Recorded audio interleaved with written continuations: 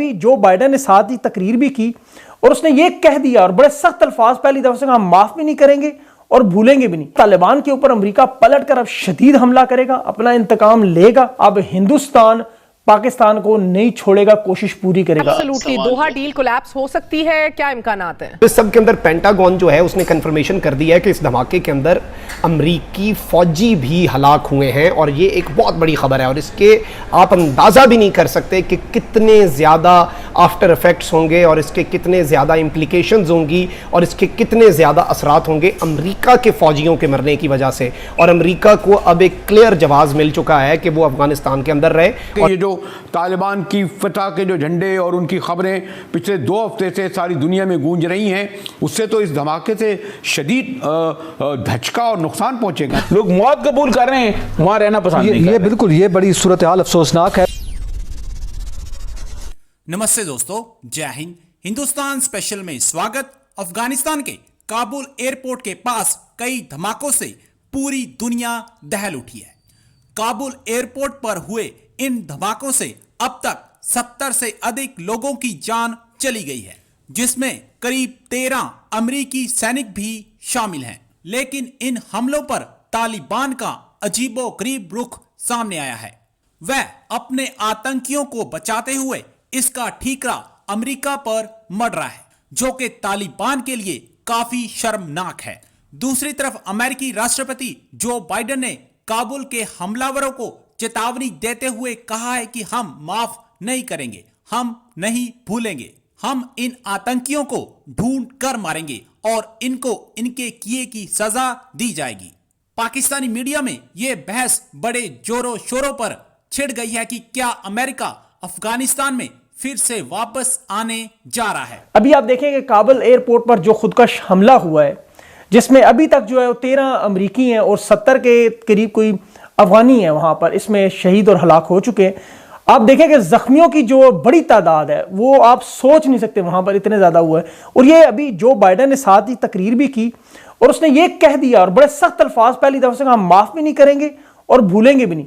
और ये जो हमला है ये आईसिस जो इस्लामिक रियासत है, नाम बदला है, इराक और शाम में आपको पता है दाइश ऑपरेट कर रही थी, वो बाकायदा तौर पर कबूल करके बाकायदा तौर पर यहां अफगानिस्तान में आए हैं। अब ये जो कुछ भी हो रहा है, देखें ये जो काबुल का हमला है ये अफगानिस्तान की मिली भगत से हो रहा है, इसलिए कि अब मामलात तमाम खराब होने जा रहे हैं बहुत बड़े लेवल पर। इसका असरात पाकिस्तान की तरफ थोड़े थोड़े आपको नजर आएंगे कि यहां से निकलने के बाद मामलात जाएंगे किस तरफ। क्या तालिबान के ऊपर अमेरिका पलटकर अब शदीद हमला करेगा, अपना इंतकाम लेगा? अब जहां का जब उसका एक फौजी भी यहां नहीं रहा और उसे कोई खतरा नहीं रहेगा कि कौन उसके मफादात, क्योंकि बहुत दूर है अमेरिका और अफगानिस्तान। ऐसे में अमेरिका यहां पर अब क्या करेगा? और दूसरा ये देखें कि साथ जो हिंदुस्तान और एनडीएस की जो एक चिंगारी थी, उन्होंने चिंगारी आग बन चुकी है। अब ये बहुत बड़ा मामला शुरू हो चुका है। एक तरफ तालिबान को आइस से लड़ना है, दाइश से लड़ना है, दूसरी तरफ उन्हें अपने मुल्क को बचाने के लिए हिंदुस्तान पाकिस्तान को नहीं छोड़ेगा, कोशिश पूरी करेगा। अफगान तालिबान जितने भी हैं, जितना भी उनका दिमाग है, जितने भी वो दलेर है, लेकिन सियासत और हुकूमत की तरफ वो इस तरह नहीं चल सकते जिस तरह अमेरिका, मगरबी ममालिक, हिंदुस्तान या इवन के पाकिस्तान के जो सियासतदान या अफगानिस्तान का इवन जो सियासतदान जिस तरह सोचता है, वो सोच अभी इनकी उस तरह नहीं डेवलप हो सकती, चाहे आप जो मर्जी करें। जो अमेरिका इस वक्त नाराज भी है पाकिस्तान से कि हमारा 85 अरब का असलहा और ये नुकसान हुआ है, अगर इमरान खान उस वक्त ये स्टांस ना लेते और अड्डे दे देते तो हम आसानी से अपना सारा असलहा अपने लोग निकाल के ले जाते, और जो काबुल एयरपोर्ट पर अब हुआ है वो ना होता। अमेरिकी सोच ये है। अफगानिस्तान के दारुल हुकूमत काबुल के एयरपोर्ट के करीब यके बाद दीगरे 2 जोरदार धमाके हुए, जिसके नतीजे में मुतअद्दिद अफराद जो हैं वो हलाक और जख्मी हुए। बरतानवी मीडिया ने तालिबान ज़राए के हवाले से बताया है कि धमाके के नतीजे में अभी तक जो कन्फर्मेशन हैं उनके मुताबिक 13 अफराद हलाक और मुतअद्दिद जख्मी हुए हैं और मरने वालों में बच्चे और खवातीन भी शामिल हैं। अब इस सब के अंदर पेंटागन जो है उसने कन्फर्मेशन कर दिया है कि इस धमाके के अंदर अमरीकी फौजी भी हलाक हुए हैं और ये एक बहुत बड़ी खबर है और इसके आप अंदाज़ा भी नहीं कर सकते कि कितने ज़्यादा आफ्टर इफेक्ट्स होंगे और इसके कितने ज़्यादा इम्प्लीकेशंस होंगी और इसके कितने ज़्यादा असरात होंगे अमेरिका के फ़ौजियों के मरने की वजह से। और अमेरिका को अब एक क्लियर जवाब मिल चुका है कि वो अफगानिस्तान के अंदर रहे और यहाँ से जाने के बाद भी वो अफगानिस्तान के अंदर स्ट्राइक्स करता रहे। अमरीकी महकमा दिफा पेंटागन के तर्जुमान जॉन कर्बी ने धमाकों की तस्दीक करते हुए मुतअद्दिद अमरीकी फ़ौजियों की हलाकत की तस्दीक की है। एग्जैक्ट फिगर जो है वो 4 से 5 के दरमियान इब्तदाई तौर पर सामने आ रहा है, जबकि कुछ इत्तलात ये आ रही हैं, कुछ इंडिपेंडेंट सोर्सेज जो वहाँ पर मौजूद हैं एयरपोर्ट पर, जिनसे हमारी भी बात हुई है, वो इस चीज़ को कन्फर्म कर रहे हैं कि वहाँ पर इस वक्त सूरत हाल बहुत ही ज़्यादा कशीदा हो चुकी है। एब्सोल्युटली दोहा डील कोलैप्स हो सकती है, क्या इम्कानात हैं? देखिए, इस वक्त तालिबान लेजिटिमेसी हासिल करना चाह रहे हैं, वो चाह रहे हैं कि डिजोर लेजिटिमेसी उनको हासिल हो। अगर इस तरह की इंस्टेबिलिटी बहुत ज्यादा बढ़ती है और मिसाल के तौर पे फॉल्स फ्लैग ऑपरेशंस भी की जाती है, क्योंकि यहाँ पर आप देखें कि एक तरफ दाइश और इस तरह की तंजीमें हो सकती हैं, हो सकता है मिसाल के तौर पर डिप्लोमेटिक मिशंस को, चाहे उनका इंफ्रास्ट्रक्चर ही सही, उसको निशाना बनाया जाए और ये कहा जाए कि तालिबान जो है वो एक सिक्योरिटी फराहम करने में भी नाकाम हो गए, उनकी लेजिटिमेसी वहाँ पर उस पर सवालात उठेंगे।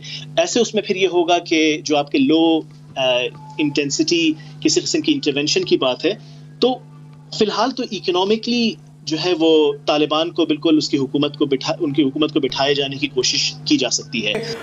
ये जो यानी अभी तक जो सारी दुनिया की नज़रें क्योंकि काबुल की तरफ थी, तालिबान को कोई 2 हफ्ते हो गए थे, मुश्किल फैसले वो कर नहीं पा रहे थे और वो कोई सिक्योरिटी का भी बाकायदा तो इंतज़ाम नहीं था ना एयरपोर्ट्स पे, या जो जिसे फोर्स कहते हैं, रेगुलर फोर्स जो एयरपोर्टों पे आमतौर पर होती है, जहाँ चेकिंग होती है, वहाँ तो एक हुजूम था जो मुसलसल वहाँ जा रहा था, दिन रात वहाँ पड़ा हुआ था। उनमें किस तरह पहचान होती थी कि इसमें कोई दाइश का है, कोई IS का है, कोई और कोई बेशुमार जो तालिबान की अक़साम हैं, फिर इनके मुखालिफ जो हैं शुमाली तहात तो खुलकर मौजूद हैं। तो वो तो ये चाहते थे ना कि ये जो तालिबान की फतह के जो झंडे और उनकी खबरें पिछले 2 हफ्ते से सारी दुनिया में गूंज रही हैं, उससे तो इस धमाके से शदीद धचका और नुकसान पहुंचेगा ना। और वो जो नॉर्मल की तरफ जो काबुल जाता, या उनकी नॉर्मलाइजेशन की तरफ इनकी हुकूमत जाती, उसने तो उन तमाम फोर्सेस को जो इनको सपोर्ट करना चाह रही हैं इकनॉमिकली और दीगर ज़राए से इन्हें मजबूत करना चाह रही हैं, वो भी ज़रा हिल के या दहल के नहीं रह गए होंगे अरशद? जी, ये तो है कि मुख्तलिफ लोग वहाँ पर ऑपरेशनल हैं, एक्टिव हैं और कोई भी इरादा रख सकता है कि वो जाकर नुकसान पहुँचाए। तमाम लोग जो हैं, चाहे वो किसी फ़िरके से हैं, चाहे वो अक़लियत में हैं, उन्हें कुछ नहीं कहा जाएगा और यकसां सबके साथ सलूक किया जाएगा। ये कहा जी, इस पर उनके जो मानने वाले हैं तालिबान के जो नीचे कारकुन हैं, उन्होंने अमल किया। क्या आपने मुख्तलिफ झंडे लगे हुए वहाँ उतरते हुए नहीं देखे? वीडियोज़ नहीं आई वहाँ? नहीं, फिर उसके बाद उसको माफ़ी भी की गई और बात इस तरह नहीं है। बात यह है कि जो आप कहें को एतमाद दिलाएं और एतमाद उसी वक्त आएगा कि जो आप कहें उस पर फिर आप अमल दरामद कराएं कि जनाब ये हमने कह दिया और ये ऐसा ही होगा। आज तक लोग भाग रहे हैं और ये एयरपोर्ट का इंतजाम नहीं संभाल सके, एयरपोर्ट पर लोगों को रोक नहीं सके, उनको यकीन नहीं दिला सके यार बाहर ना जाएं, आप इधर रुकें, कोई आपको कुछ नहीं कहेगा, हम आपके ज़ामन हैं, हम आपके हकूक का तहफ़्फ़ुज़ करेंगे।